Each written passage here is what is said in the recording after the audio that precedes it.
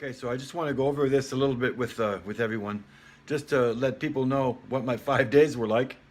Okay, let's do this together. Day one in the morning, SCACT, which is a really good cancer fighter in itself, with four different roots in it. It's very, very good, and I take it twice a day. Once right before bedtime, and once in the morning. So we got here for day one, SCACT, tomatillos, the little tomatoes wrapped in the green leaves, lemon water,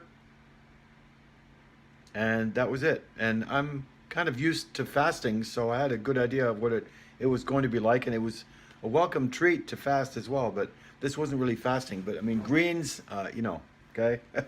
For a guy like me, greens is fasting pretty much. But uh, in the afternoon, that was the smoothie number one, two 4-ounce glasses, and then water, another tomatillo, and SCACT, and that was it. Uh, Day two, lemon juice. Again, I had the SCACT in the beginning. I didn't write that down, but you got lemon juice, half a tomatillo, SCACT. Okay, a 4-ounce smoothie. Again, cucumber this time, water, and that brings you into the afternoon. Lime water, 4 ounces of smoothie again, and by that time it's like, oh my God, somebody get me out of here, you know. And green juniper tea was great, green tea with juniper tea as well, with my neighbor, and then green beans, and this is raw. Water, and then casserole. Woohoo! I got the casserole coming in, and then SCACT to finish the day off. So day three takes us to SCACT in the morning again, and then I waited a bit, had a bit of water, and then I had the casserole again, then water again. By that time it was the afternoon, so you go to water, and then green tea and SCACT, and then the casserole. You know, I was really looking forward to it, and it's really good. It's so good tasting. It's like such a general good taste to it that it was great to have that way. And he made three different casseroles, the same with exactly the same ingredients in three different ways. And then I finished with SCACT at the end of the day again. So day four starts out with SCACT again, lime water, a half a green apple, and then the casserole, a second casserole. And then in the afternoon, it was water, and then water again. That's what it felt like. And then the casserole to finish the night off with the SCACT before I go to bed. Day five turns out to be SCACT in the morning, casserole again, which was great, juniper tea, and then water. And juniper tea, that's the juniper that you go pick on the tree and that you just drop in the water. And there's no coloring, and it's a very good taste though if you once you get used to it. Juniper tea and then water, and then the casserole again, half an apple, and with lemon water. I mean, we're at the half an apple. That's what you saw. So all the effects of all this, I'm saying to myself, wow, you know, like, why don't you write down how you feel and what's going on? And it was like, well, I'm laughing at myself. And, you know, the flashes of the good food flying around was really funny because you're driving around, let's say, and, you know, you're just trying to think of something else. You're driving and you're seeing, you know, Subway, and you're seeing Sonic, and you're seeing all kinds of, you know, grocery stores, and you go to Walmart or something, and you're, you know, all the cookies all over the place, and the snack, you know, the snack bars and the chocolate bars and everything. And it was like, oh, and I can't say never again. It's like, no, not now. That's what that means. That's what I was taught. With addiction, and sugar is an addiction, you say, no, not now, not right now. I don't feel like it. Or you just make an excuse, not right now. And that really helps a lot more than say, oh my God, never again. I'm never touching that again. Can you imagine? I'll never be able to do that. So I also had moderate stomach cramps, you know, the gurgling and, you know, and all this stuff. And I got good rushes of warmth too when I was tired at the end of the day, and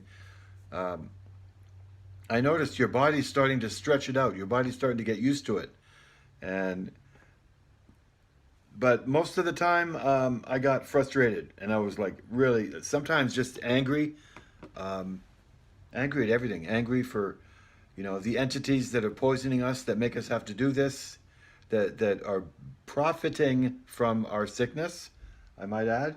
So it's very frustrating because you're also dealing with your lack of everything basically that you love to eat, that you were used to eating before, anything but green.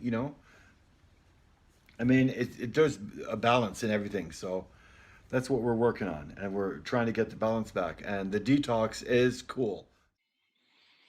Welcome to Learn to Unlearn. Again, this is show 9. And yes, you heard it. It's not easy at all doing fast like that. I shouldn't say fast. This is a green diet and only green, nothing else for 5 days, nothing else. And this is to get the poisons out of you. And I didn't do very well because I didn't do the 5 days of greens. What I did was the on the second day, at the end of the day, I just pretty well got sick.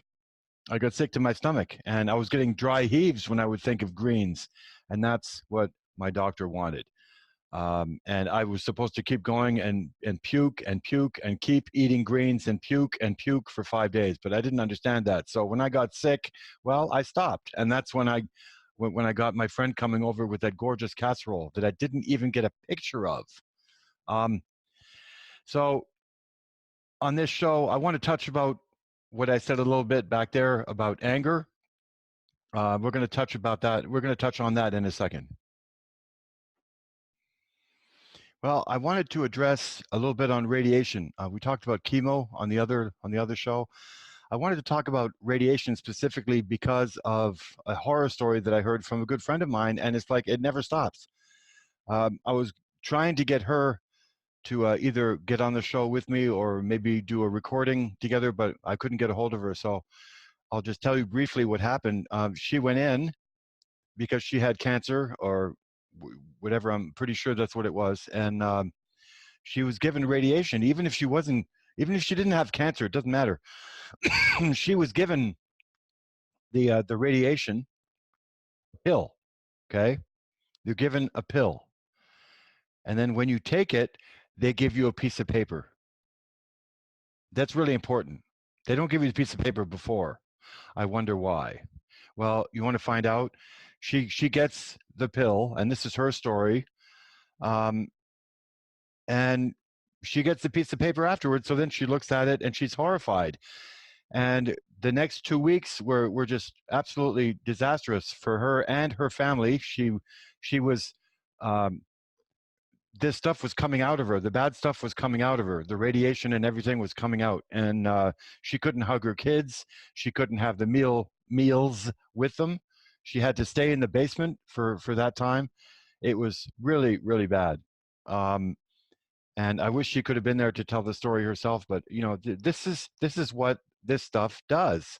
So um, I'm basically very surprised at my own reaction at the doctor's office, which I talk about in my earlier shows, and what happened. And I'm like, absolutely no radiation or chemo for me. You know, to the point where we're like, I'm physically saying it. I'm so proud of myself for having said it right in the doctor's face, because that's pretty well what he wanted me to do. And creator wanted me to say it, I'm sure. So it's like, no, I had to hear myself say it after doing extensive research on this corrupt and beep medical establishment. Okay, so heads up for this show. um, I wanted to talk about anger, okay, because this is really important. This is what happened to me, and I left off explaining that that real you're angry, okay, um, and this is me. So again, it doesn't matter if you believe me or not. You're watching the show, so you obviously are interested in what I have to say. And I always say to people, like Roger Landry, my boss, he always says, "Don't believe me. Do your research. Do your own research, and you'll find that we'll be on the same level. This is how it works with the with prayer. hmm, with prayer, what happens? Uh, you know, I'm sitting here asking Creator God, my version of it, him or her, to please, heal me and guide me in the right direction, and to do what I can, and to give me the strength and all this stuff. And I'm praying, okay, and I'm asking. Well, there's a very good saying that says, "You better be careful what you wish for, because you may get it." So, oh, okay. God says, "You want healing, do you?" Okay. Well, guess what? uh, there's a lot of different um, varieties of opinions on where the malady or disease comes from, where cancers come from. So, in asking for my healing of my cancer, not only do I have to deal with that, but guess what? It goes further back. Um, I also have to deal with where this disease comes from, okay? And it comes from your childhood, believe it or not. Early childhood, trauma. So again, you're asking Creator God to help you and heal you, and you're asking for answers, and you better be careful what you ask for in prayer, because this is what I got. So I'm really, really angry. Like I was saying, rightfully so, your body's just freaking out. And after the second day, mostly because I drank, I ate um, completely green, completely raw vegetables for those 2 days, nothing else, not even very much water. And the trick was working, and I started to get sick, like I was saying. Well, your body's getting sick because you're refusing this poison, because that's what it is. Your body wants sugar, your body wants fat, your body wants bread.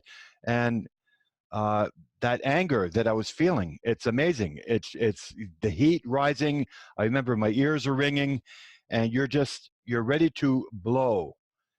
And my doctor was explaining to me that that is indeed your wounding coming up. It's it's all the poisons from your childhood coming out. It's the wall that you've built that's being shaken, literally. Um, and I, for one, I don't mind saying it on here. I remember at best 10% of my childhood, little clips, memories, passages, short movies, just like Hollywood. And I'll share one of them. But I forgot about 90% of my childhood. The absence of the parents, the dysfunctional family life, the neglect, the abuse, the deliberate scoldings and punishments, and most of all, the abandonment. Okay, so quick rewind to the phone call with my doctor after 5 days. And I was furious, okay, because after 5 days, she didn't call. And she said, I'll call next Sunday. Next Sunday was the day after. No, I'm sorry. It was yes, it was the 6th day. But she simply said, I'll call Sunday. And she knew what she was doing. So Friday, at the end of the 5th day, I was freaking out because I didn't know what to do. I didn't have directives. I was on the edge of a cliff. I'm like, what am I supposed to do? She just freaking dropped me, right? So I just leaned in on her very politely, no lack of respect at all. And I said, where the hell were you? I was furious. And she says, you sound angry. I said, yeah. I said, I feel, and she said, what? I said, I feel abandoned, lost, on the edge of a cliff. Boy, did she ever remember that word. Um, so after I kind of ranted for about 2 or 3 minutes, she stopped. She very quiet. And then she started talking about something else completely. What we're going to do today, we're going to focus on the another part of the body. She didn't even address my rant at all. And when I did, because she didn't, I asked her, I said, what was that all about? She said, Luca, your anger is completely legitimate. Your anger was, I was expecting it before this. She said, the poisons are coming out. Your ears are ringing. You're completely off balance. You're just freaking out because your body's not getting what it wants, and your mind is trying to figure out what to do. So she said abandonment, and I said, yeah. I just got a flash of my past when you were talking about abandonment. I did. Right when she said the word abandonment, I got a flash right in front of my face. And very quickly, it was a rainy day. I was 9 years old, and I remember the rain coming down on the glass door, and I'm literally uh, scraping my fingers down the door, begging her, screaming to the top of my lungs, crying as loud as I could, "Mommy, come back! Mommy, come back! Don't leave me here! I need you!" And I'm crawling, and you can see the lines going down the door, and there was a big silence. And she said, "Luca," she said, what made you cry like that? What made you go ballistic? What made you scream like that?" And I said, "Because she was leaving, and I wanted her to come back." She said, "No." She said, "What would have been, what, it had to be something in the house, Luca. What was it that made you feel like that? What were you so afraid of?" And everything stopped. And she said, "We'll get to that next Sunday. We'll talk about that next time." I think you see where I'm getting at. Why would I be clawing the window like that, telling her, fending for my life? "Oh my God, don't leave me here." That's it's completely forgotten. It's completely buried. Um, but but the realization of trauma starts the healing. So my doctor says, "Okay, we'll stop that for now. We'll go the other way around. We'll take the back door in. We'll go around the back door and work on your health first. We'll take care of you with." She's got me taken care of with apple cider vinegar. I'm sorry. Um, and you take one shot of apple cider vinegar to see how your body's going to react. What happens? Some people froth at the mouth. Some people pee bizarre colors, or go number two, bizarre colors. Different people have different reactions. I grew up on vinegar. I love vinegar. So I told her, "Great, not a problem."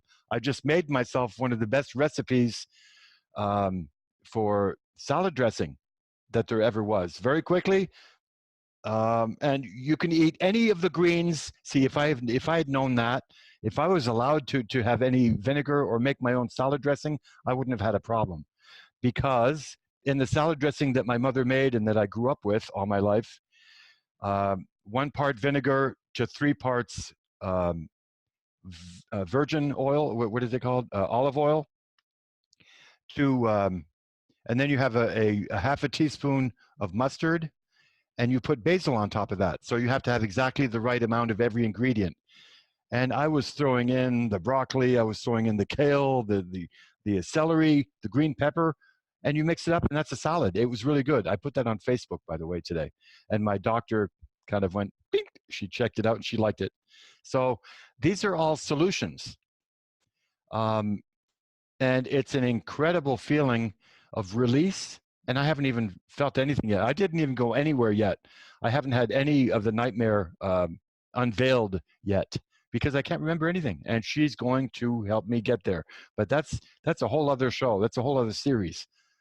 Right now, what we're working on, what I'm trying to explain, and I'm glad to still have you with us, is it's a process. I've been explained time and time again, you've taken all this time to poison your body, and it's like layer after layer after layer after layer. There's so much poison in the body. There's fluoride from tap water. Just the fluoride itself is disastrous. Then they put on vaccines, and then you put on GMOs and fake food, processed food, which is something else that I have to stay away from. Fine. Take your sugar content out. And that means gluten-free, whatever. It means just being careful of your intake. So now I can almost write down everything that I eat because I'm so careful about it. My diet it's completely changing. I'm not saying it has, because it's changing now. I'm much more careful. I'm reading all the ingredients much more. Believe it or not, what I thought was the best in my life that I love the most is fruit. It's poison for me right now because of the sugar. So it's stuff you have to know. I was eating sugar. I was probably toxifying myself because of the fruit that I thought was good for me. So as soon as I said pomegranate to her, she said poison. I said, I beg your pardon? So, all this is a learning curve, and I'm glad to be here to share it with you.